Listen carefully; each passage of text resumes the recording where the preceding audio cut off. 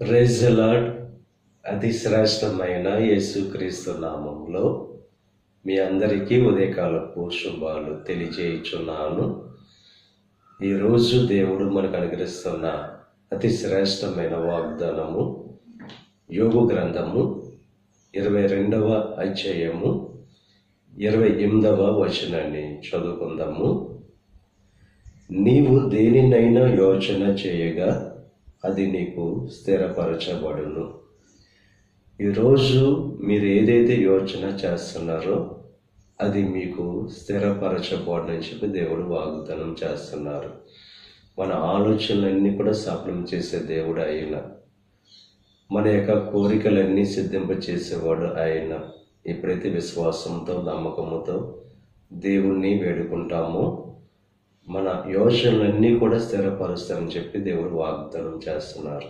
మన మార్గాల మీద ఆయన వెలుగు ప్రకాశింపబడుతుంది.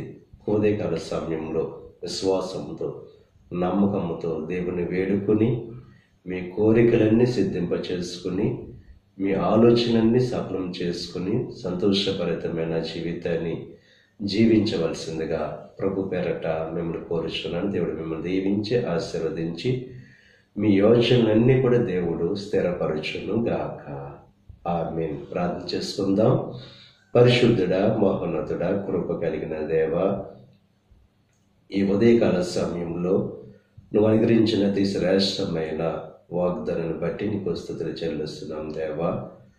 దేనినైనా యోచన చేయగా అది స్థిరపరచబడుతుందని చెప్పి వాగ్దానం చేసావు.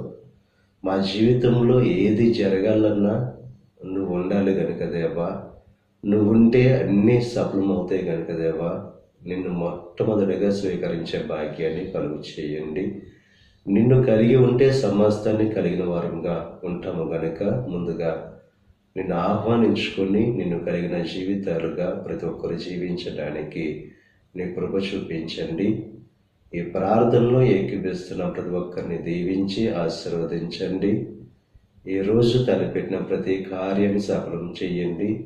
వారి రాకపోకల్లో నీకు సహాయం అనుగ్రహించండి. ఈ దిన ఆశీర్వాదాలు ప్రతి ఒక్కరి మీద మెండుగా కుమ్మరింపచేసి నీ దేవునితో నింపి నడిపించమని యేసుక్రీస్తు నామం పేరట వేడుకొనుచున్నాం తండ్రి.